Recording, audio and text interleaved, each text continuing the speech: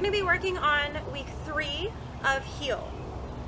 You don't necessarily have to follow after this point of the timeline. Really, it's just about if your dog is doing well, you can progress to the next step. If they're not doing well on a certain day, in a certain location, you can go back a step. Not everybody follows that track all the way through. Nobody usually does. Back and forth and all around. So, if you've watched week 2 and you've done that for about a week, or to the point where your dog is doing well, then you're ready for this next step. Yeah. So I'll show you, and then tell you, and then do both. Yes.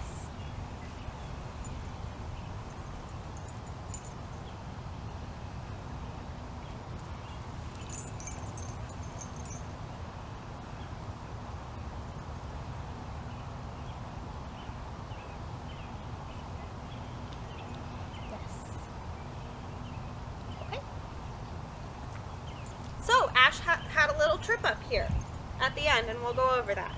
So basically what we're doing is the same thing, just making it a little harder.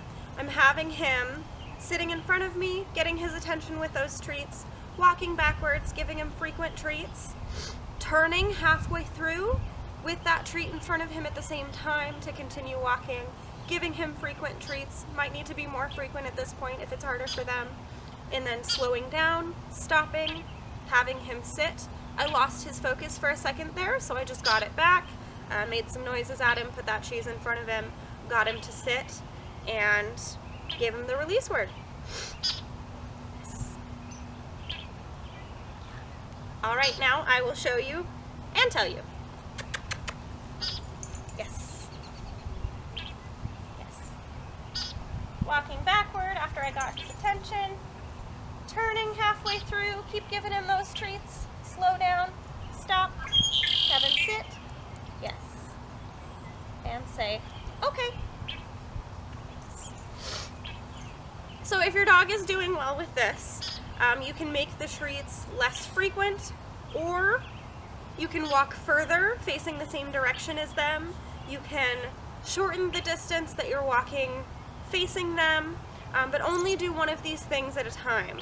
So if you're going to work on walking farther, don't turn sooner, right? One thing at a time you're working on. You can marry them later. So if I'm working with him on walking really far and he's doing really, really well, at that point I can give treats less frequently. So only work on one type of difficulty at a time to help your dog and to help you. And again, if they're not doing well, if they're having an off day, if you're in a new location, go back to step 1.